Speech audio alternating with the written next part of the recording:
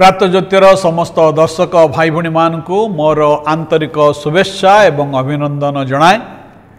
ईश्वरंकर धन्यवाद हो जे आउ एक कार्यक्रम ने आम आपण निकट को आसी परिचु। आउ प्रतिदिन आपण माने आमानकर कार्यक्रम देखुथिबारु आपण मानकु अशेष अशेष धन्यवाद जनाए।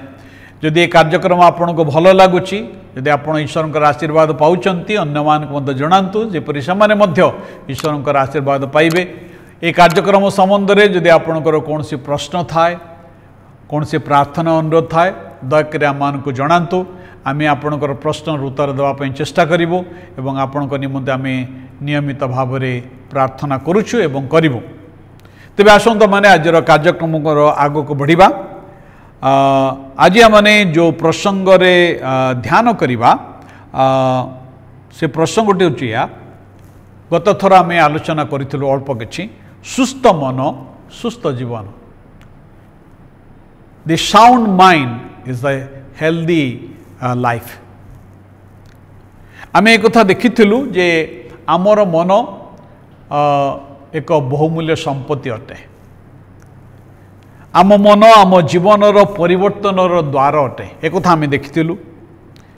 आम जहाँ मन रे भावी थाउ आम सेपरि अनुभव करि थाउ एवं आम जेपरि अनुभव करि थाउ आम सेपरि आचरण करि थाउ। आम जेपरि आचरण करि थाउ सेपरि चरित्र और सेपरि स्वभाव आमने पाई थाउ। तेणु आम मनटी अत्यंत गुरुत्वपूर्ण। आम मध्य देखिथिलु जे आम मन शैतान रो युद्ध क्षेत्र अटे। शैतान आमर मन को सदासर्वदा आक्रमण करि थाए। शैतान को जेपरि लोक माने चित्रण करिथान्ते शैतान से प्रकार नहीं। अनेडा टीवी रो एडवर्टाइजमेंट रे आपण देखिचंती गोटे सिंहधारी जंतु जड़े लोकर मुंडरे सिंह बाहरी दुटा सिंह बाहरी आ तार पाछपटे लांज बाहरी ना। शैतान से प्रकार जंतु नुहे। शैतान रो प्रकृत रूप ताहा नुहे। शैतान एक आत्मिक प्राणी अटे आ शैतान वास्तव अटे। से शैतान कौन करे ना पंचेन्द्रिय द्वारा मनुष्य मानकर जीवन रे मनुष्य मानकर मन रे अनेक प्रकार भावना सब आनी थाए एवं से भावना गुड़िक मनुष्य सहित ए प्रकार होता है ताहा गोटे युद्ध क्षेत्र में परिणत होता है। आम मन शैतान रो युद्ध क्षेत्र। आउ जदि आम मन रे आमे हारी जाओ तेबे शैतान आमको तार आयत रखिबा अति सहज हो जाए।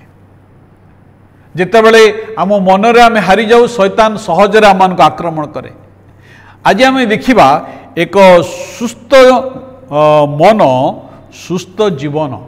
से फिलिपियो तार 4 अध्याय 8 पद लिखा जाए अवशेष हे भातृगण जहाँ जहाँ सत्य जहाँ जहाँ आदरणीय जहाँ जहाँ यथार्थ जहाँ जहाँ विशुद्ध जहाँ जहाँ प्रीतिभाजन जहाँ जहाँ सुख्यातियुक्त जेकोसी सद्गुण और प्रशंसार विषय थाए से सबू विषय चिंता कर भाव।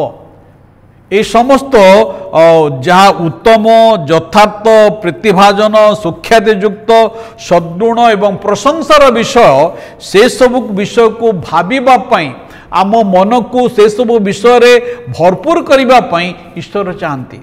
किंतु शैतान कौन करे? शैतान सबु बड़े नकारात्मक भावना आम जीवन आनिबा पई चेष्टा करे।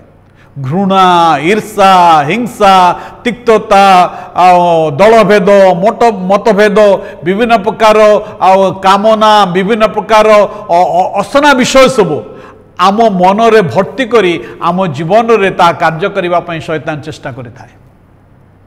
किंतु भाई भणी माने ईश्वर आम को सुभावना देवाई चाहती सुस्थ मन देवाई चाहती। कारण सुस्थ मन सुस्थ जीवन लक्षण अटे।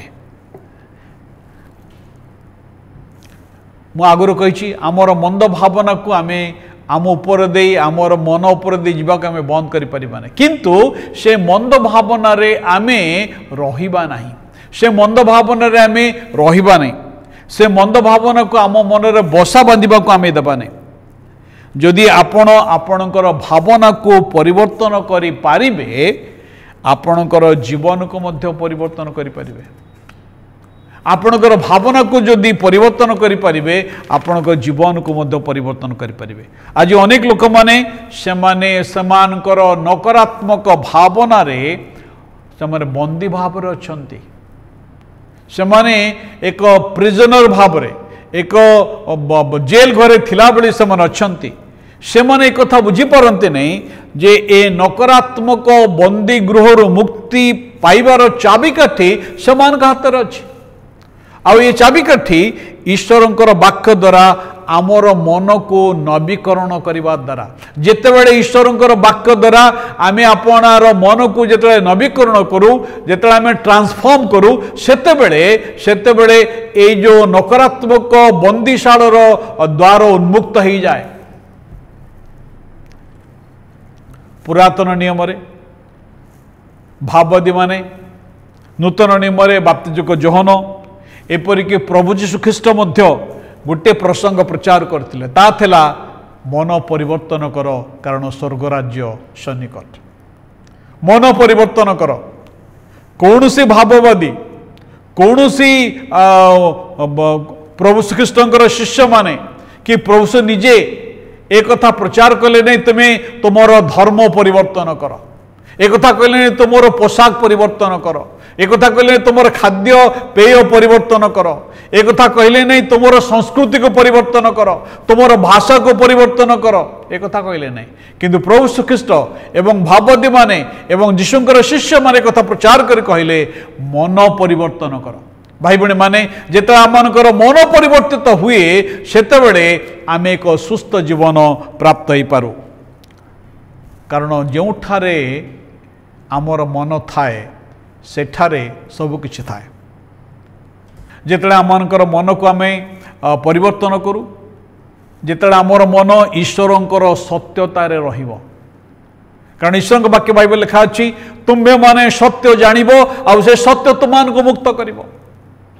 आमर मन जो ईश्वरंकर सत्यतार आम जो से सत्यतार ज्ञान प्राप्त हवा से सत्यतार ज्ञान बुद्धि प्राप्त हवा आम जीवन उद्देश्य को आम बुझीपर एवं तांकर उद्देश्य आमने गमन करवा